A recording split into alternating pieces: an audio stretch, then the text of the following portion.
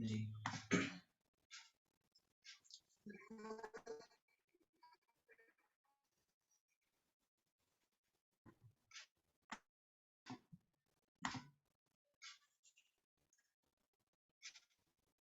ब्रह्मणायकं शान्तिसिद्धायकं आचार्यं प्रथम नौमि। परम प्रेममय श्री ठाकुर, परमाराध्या जगज्जननी श्री रमा, परम पूज्यपाद श्री गौड़ता, परम पूज्यपाद श्री आचार्य देव एवं पूजनीय वृंदा एवं समस्त इष्ट परिवार के रातुल चरणों में मेरा कोटि कोटि प्रणाम। सबसे पहले मैं श्रद्धेय डॉक्टर श्रद्धा का आभारी हूँ, जिन्होंने आज मुझे इस पावन सत्संग में ठाकुर जी की भावधारा को बोलने का एक मौका दिया। मैं दादा का आभारी हूँ। आज का ये जो सत्संग है वो मेनली यूथ, जो हमारे यूथ हैं, स्पेशली उन्हीं को देखते हुए ऑर्गेनाइज किया जा रहा है।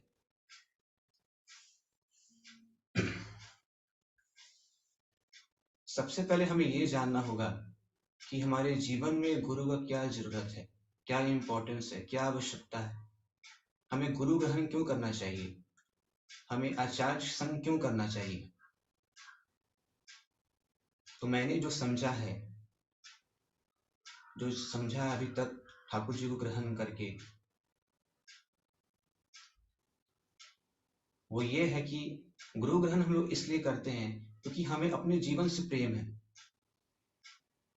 हम बचना और बढ़ना चाहते हैं, इसलिए हम गुरु ग्रहण करते हैं और आचार्य संग करते हैं। ठाकुर जी जो विधान दिए हैं, यजन याजन इष्टवृत्ति स्वस्थेनी सदाचार, यही बचने और बढ़ने का पथ है। ठाकुर जी जो बताए हैं, जैसे ब्रह्म मुहूर्त में जगना, इष्टवृत्ति, थानकुनी पत्ता का सेवन, सुबह शाम प्रार्थना, यही सब बचने और बढ़ने का पथ है।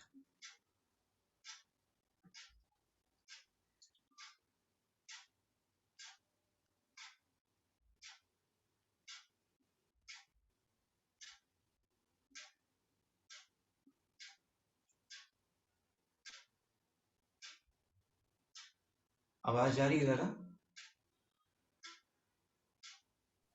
जी, सुंदर आवाज है, आप जारी रखें। जी। तो कोविड से पहले की बात है, मैं अपनी कुछ अनुभूति शेयर करना चाहूंगा। कोविड से पहले की बात है, मेरे 2-3 दोस्त कंटिन्यूअसली मतलब शाम के प्रेयर के समय मेरे घर पे आते थे और मुझे बोलते थे कि ऐसे बाहर, जैसे शाम के समय लोग बाहर इवनिंग वॉक के लिए जाते थे, तो वो लोग मुझे भी लेके चलते थे। लेकिन मैं बोलता था कि नहीं, मेरा अभी शाम का प्रेयर है, तो प्रेयर के बाद चलेंगे।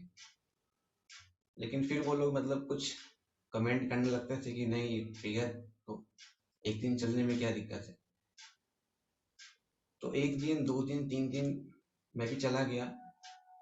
तो 2-3 दिन बीतने के बाद चौथे दिन वो लोग फिर आए शाम के प्रेयर के समय। तो मैं पहले सोच लिया था कि मुझे आज क्या करना है। तो चौथे दिन वो लोग फिर शाम के प्रेयर के ठीक 10 मिनट पहले मेरे यहाँ पहुंचे। तो मैंने सामने से बोला ठीक है, आज चलो चलते हैं, आज कहीं मतलब नए जगह जाते हैं, अगल बगल तो डेली जाते हैं, आज कहीं नए जगह जाते हैं। तो मैंने बोला चलो आज मैं अपने ठाकुर जी के मंदिर को ले चलता हूँ, वहाँ पे मंदिर नया जगह एक्सप्लोर होगा, मंदिर भी घूम लेना और प्रसाद भी ले लेना। तो मैं ठीक 15 मिनट पहले अपने घर से मंदिर के लिए गया और प्रार्थना से ठीक 1 मिनट पहले मंदिर पे हम लोग सब पहुंचते हैं। सब लोग प्रार्थना के लिए बैठे हुए थे और मैं भी हारमोनियम लेके और प्रार्थना स्टार्ट करने लगा। प्रार्थना स्टार्ट हुआ, प्रार्थना हो गया, तो जो मेरे दोस्त हैं वो बोलते हैं मुझे कि प्रार्थना खत्म होने के बाद कि मुझे मतलब मेरे दोस्त बोल रहे हैं कि मुझे ऐसा लगा कि ये जो मेरा जो सर है वो एकदम हल्का हो गया, मतलब एकदम ठंडा हो गया, ऐसा वो लोग बोल रहे थे मुझे। तो मतलब ये कहानी मैं इसलिए बताया कि ठाकुर जी सिचुएशन में कैसे हैंडल करते थे, ऐसे तरीके से हैंडल करते थे कि सामने वाला का ईगो भी हर्ट ना हो और सब कुछ अच्छे से हैंडल हो जाए। तो मैंने भी यही रास्ता अपनाया कि 2-3 दिन से मैं प्रार्थना नहीं कर पा रहा था, तो मैं जब उनको मना कर रहा था तो वो लोग का ईगो हर्ट हो जा रहा था। तो फिर ऐसा रास्ता अपनाया जाए जिससे वो लोग का ईगो भी हर्ट ना हो और मेरा भी काम हो जाए। तो ये सब मैं तभी जान पाया जब मैं ठाकुर जी को देखा, ठाकुर जी जो करके दिखाए हैं, ठाकुर जी जो बताए हैं, वो सब मैंने देखा, जाना, तभी मैं वो कर पाया। क्या मैं गीता पढ़ता, चाहे कुछ भी करता, क्या मुझे ये समझ में आता? नहीं आता। तो इसीलिए गुरु ग्रहण करने की जरूरत है और आचार्य संग करने की जरूरत है, क्योंकि वो प्रैक्टिकल करके दिखाए हैं और वो प्रैक्टिकल थिंकिंग हमारे दिमाग में बसता है, बैठता है। तो उसके बाद से फिर वो लोग मतलब कभी डिस्टर्ब नहीं किए, प्रार्थना के समय नहीं आते थे, प्रार्थना के बाद ही आते थे या प्रार्थना के पहले आते थे। जैसे अभी जो पृथ्वी पे जो कंडीशन चल रहा है, जैसे अभी कोविड हुआ, अभी फिर ये रशिया यूक्रेन का वार शुरू हुआ, ऐसा प्रेडिक्ट भी किया जा रहा है कि वर्ल्ड वार 3 का मतलब पॉसिबिलिटीज है। तो मतलब ये सब जो त्राहिमाम की स्थिति बनी हुई है, अगर मेरा अभी भी प्रेम, मेरा अभी भी भाव, मेरा अभी भी निष्ठा नहीं जाग रहा है उनके प्रति, अभी भी हम डाउट में हैं, अभी भी हम संशय कर रहे हैं, अभी भी ये सोच से पड़े हुए हैं कि मैं इष्ट काम के लिए निकलूं या ना निकलूं, अभी भी सोच में, अभी भी अपने काम में मग्न है, तो मतलब ये सोचने वाली, मतलब सोचने की जरूरत है कि हम, ये मेरा जीवन किस ओर जा रहा है। मतलब अपनी बात में कह रहा हूँ।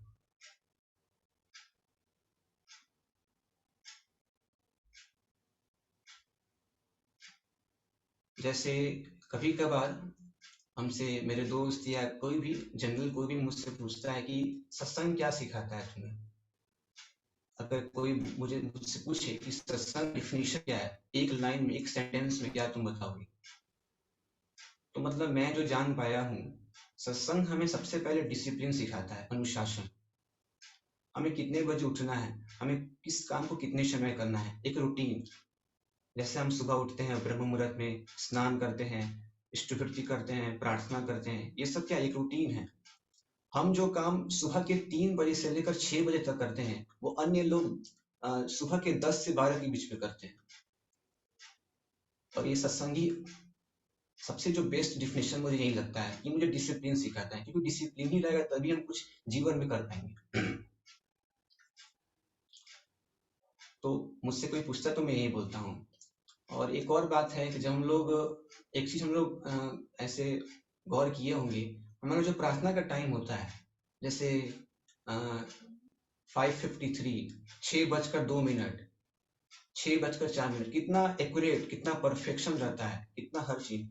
जैसे मैं बोलता हूँ मेरा प्रार्थना का समय 6:26 है, ये क्या दर्शाता है हमें कि कितना एक एक मिनट, एक सेकेंड कितना हमारे लिए इम्पोर्टेंट है। सत्संग हमें ये सिखाता है।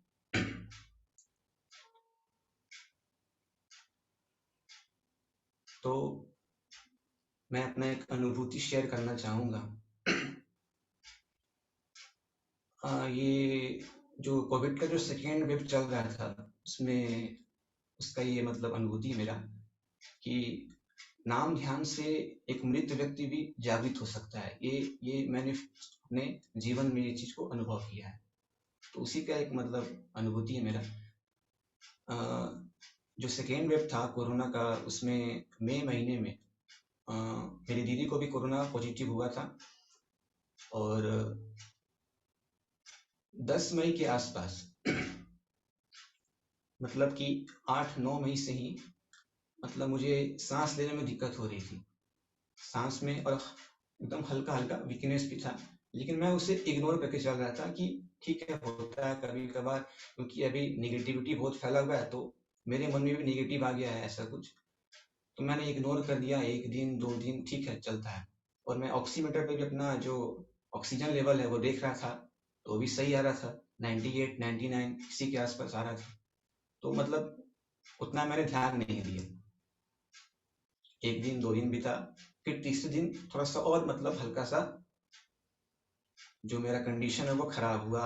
नॉस्ट्रल्स, जितने भी नॉस्ट्रल्स थे वो सब जाम हो गए और वीकनेस बढ़ता ही गया। तो उस समय एक चीज बहुत फेमस था, प्रोन पोजीशन। आप सब जानते भी होंगे प्रोन पोजीशन, कि चेस्ट के बल लेटने से और चेस्ट पे तकिया लगाने से जो हमारे जो सांस लेने का जो है वो क्लियर हो जाता है। ऐसा आप लोग सुने होंगे प्रोन पोजीशन। तो मैं वही करता था, वो करने से ठीक रहता था, काम मेरा चल जाता था। तो फिर तीसरा दिन भी मैं निकाल दिया। अब आता है चौथा दिन, मतलब एकदम भयावह वो स्थिति था। तो वो बताता हूँ मैं। चौथे दिन क्या हुआ कि सुबह से ही मतलब पैथेटिक स्थिति हो गया था मेरा। सुबह बीता, दिन बीता, किसी तरह मैनेज कर लिया मैंने, क्योंकि बाहर जाने से मुझे डर लगता था, क्योंकि बाहर कोविड का केस बहुत ज्यादा मतलब एक्सट्रीम था, तो बाहर जाना पॉसिबल था नहीं।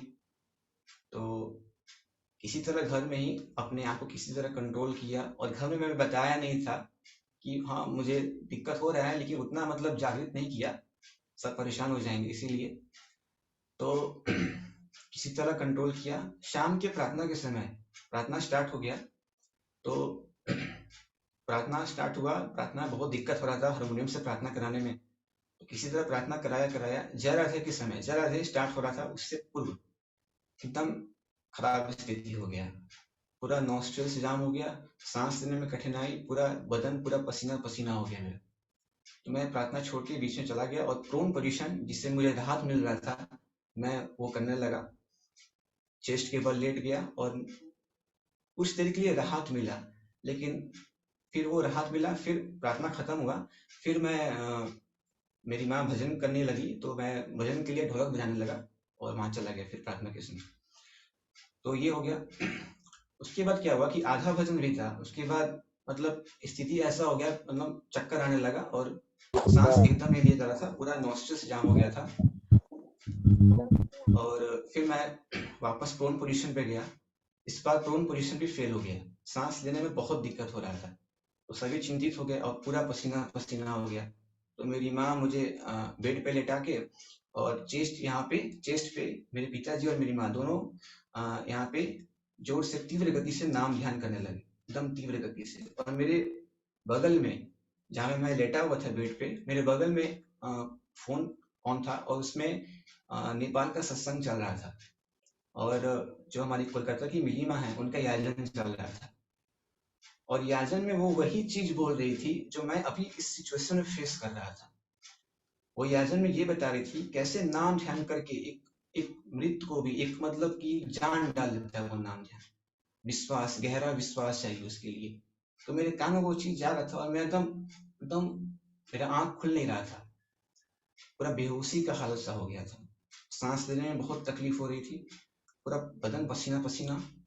5 मिनट तीव्र गति से नाम ध्यान किए मेरे माँ और मेरे पिताजी, और ठीक 5 मिनट के बाद बगल में जो याजन चल रहा था वो खत्म हुआ, और ठीक 5 मिनट के बाद मेरा एकदम से आंख खुल गया और ऐसा लग रहा था कि कोई मेरे शरीर के अंदर, ऐसा लग रहा था कोई ऑक्सीजन मेरे अंदर ऐसे डाल रहा है एकदम।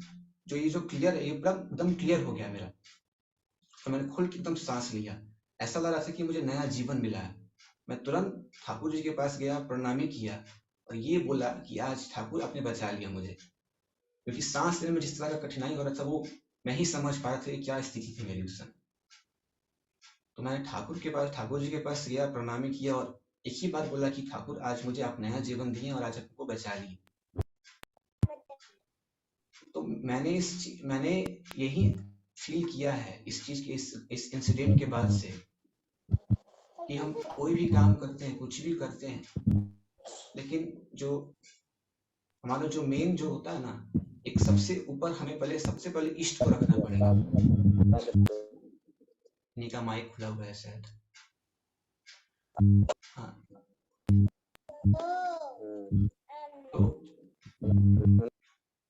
तो सबसे पहले मुझे यही फील हुआ उस इंसिडेंट के बाद से कि हम कुछ भी कर ले, कितना भी मतलब कुछ भी पढ़ ले, कुछ भी कर ले, कुछ भी मतलब किसी एक पोस्ट पे कुछ भी कर ले, जीवन में कुछ भी हासिल कर ले, हमारा सबसे बड़ा उन्नति यही है कि हम इष्ट को कितना लेके चल रहे हैं और इष्ट का कितना आदेश पालन कर रहे हैं।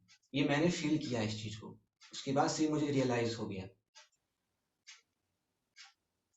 तो जैसे कोई स्टूडेंट जैसे मान लीजिए बाहर पढ़ने के लिए जाता है, तो क्या उसके साथ उसके पेरेंट्स रहते हैं? क्या कोई उसका घर का सदस्य रहते हैं? नहीं रहते हैं। उसके साथ जब वो किसी परिस्थिति में फंसता है, किसी दुख का घड़ी में फंसता है, तो कौन आएंगे साथ दें?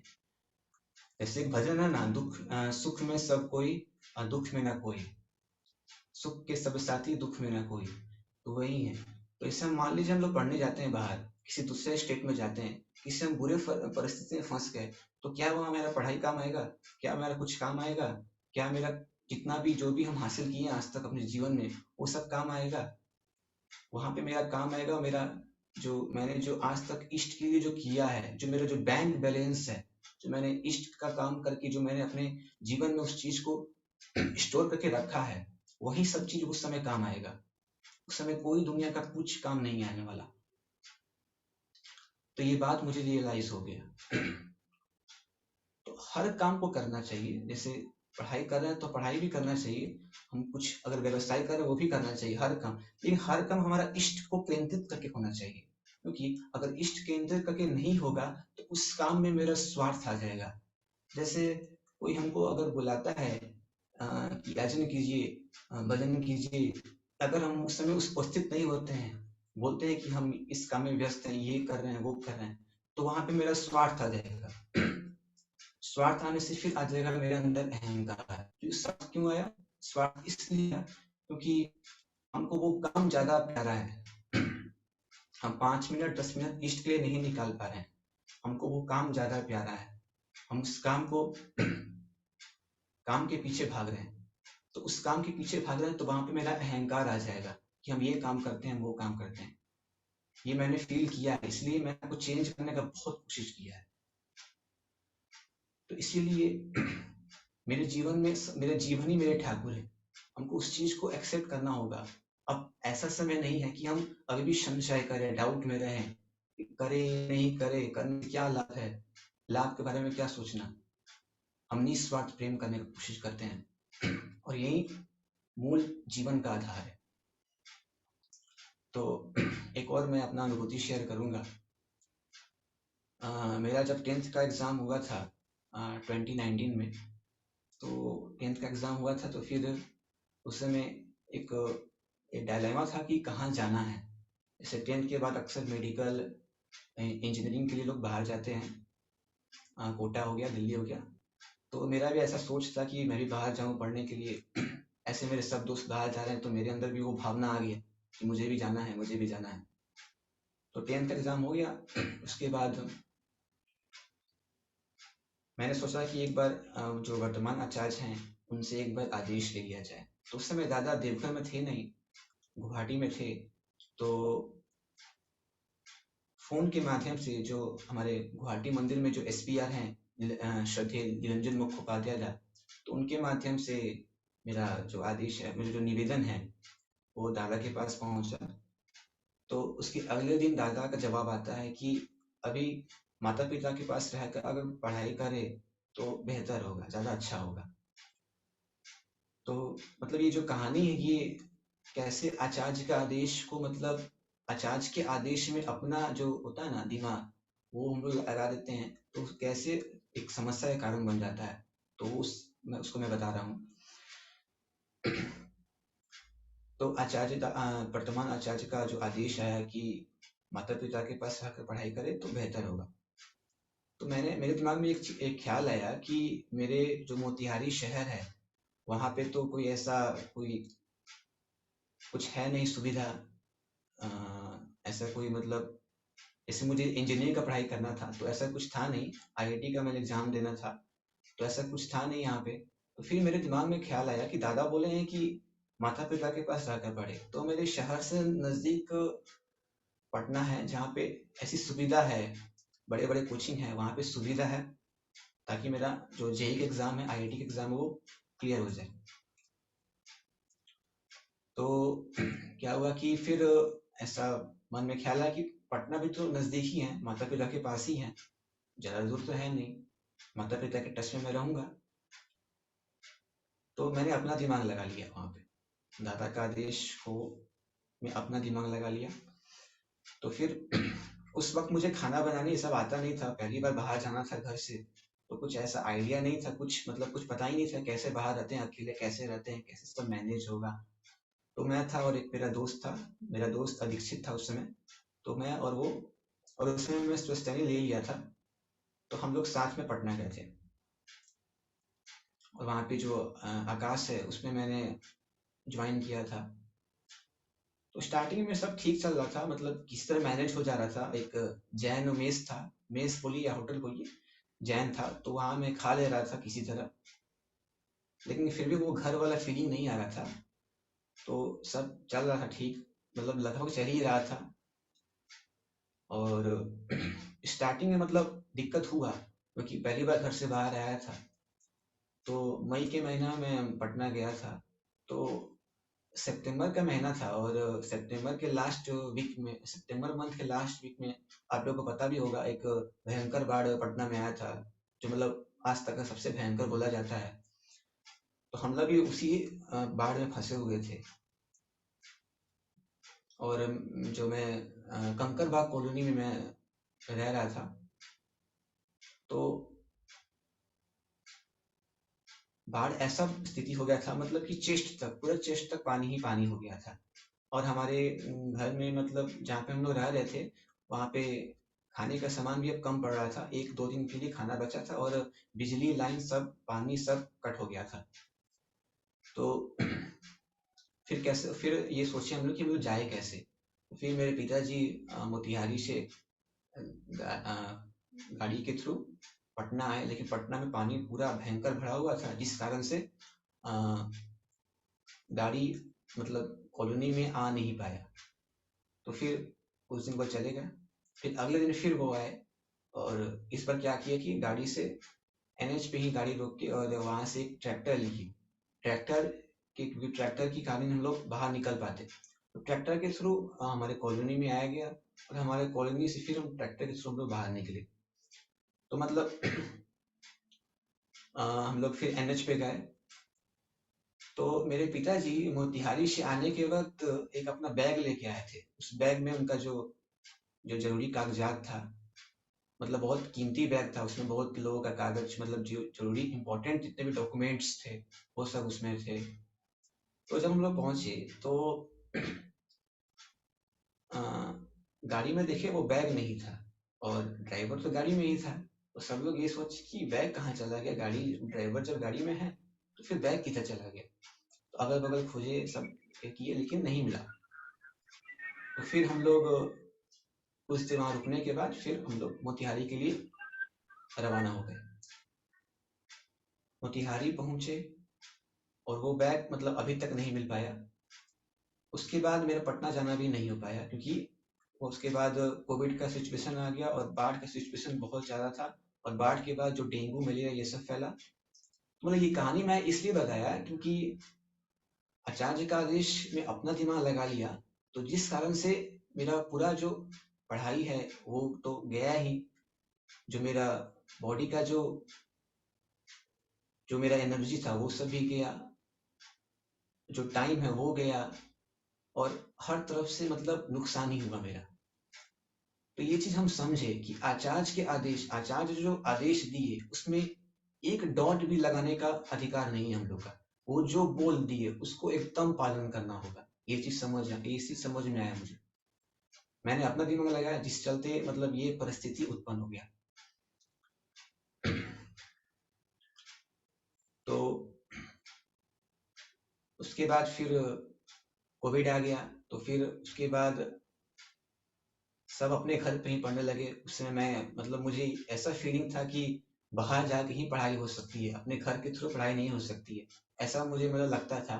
क्योंकि दोस्त लोग भी ऐसे प्रेरित करते थे कि बाहर चलने से ही पढ़ाई होगी, यहाँ मोतिहारी में कुछ है नहीं। और आज देखिए हम लोग मोतिहारी में रह के ही ऑनलाइन माध्यम से अपना जो पढ़ाई वो कर पा रहे हैं। तो मतलब ये आदेश ना पालन करने का ये मतलब ऐसा स्थिति हो गई।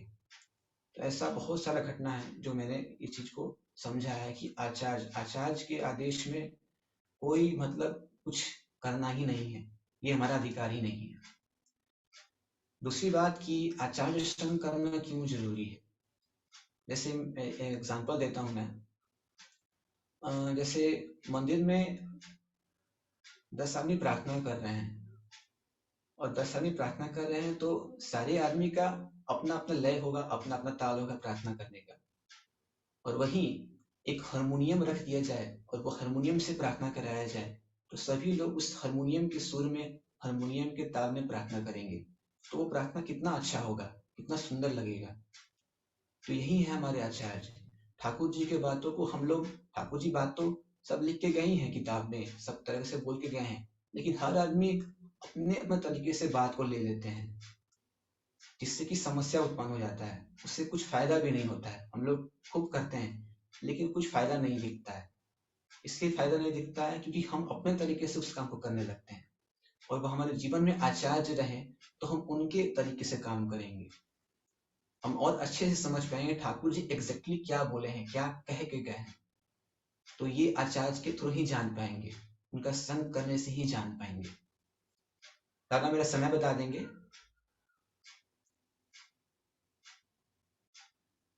जय गुरु दादा। कंक्लूड कर सकते हैं। जी दादा। तो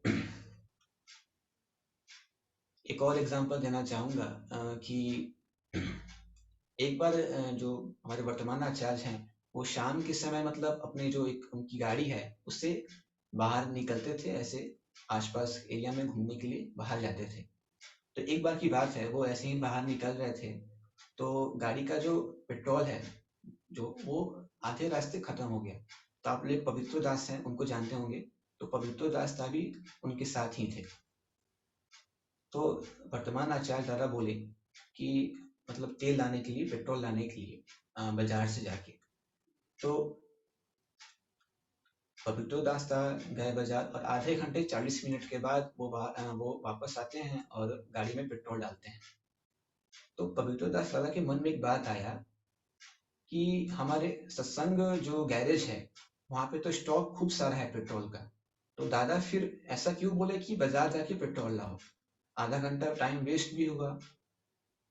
तो ये चीज वो दादा को बोले, तो दादा बोले कि वो जो सत्संग गैरेज में जो पेट्रोल है वो हमारे सत्संग फिलॉन्थ्रोपी के पैसे से खरीदा हुआ पेट्रोल है, वो ठाकुर के पैसे से खरीदा हुआ पेट्रोल है, तो हम उसको कैसे यूज कर सकते हैं। तो ये चीज ये जब मैंने सुना तो ये चीज से मुझे समझ में आया कि दादा कितने हर चीज के प्रति परफेक्ट रहते हैं, कितने एक्यूरेट रहते हैं, हर चीज मतलब कि अपना काम के लिए वो इष्ट के जो पैसा है उसे नहीं देते, यूज करते हैं। तो ये चीज मुझे समझ में आया। तो मैं अब इसी वाणी के साथ अपनी वाणी को विराम देता हूँ, और यहाँ पे जितने भी लोग उपस्थित हैं सभी की मंगल कामना मैं परमपिता के श्री चरणों में करता हूँ। जय गुरु।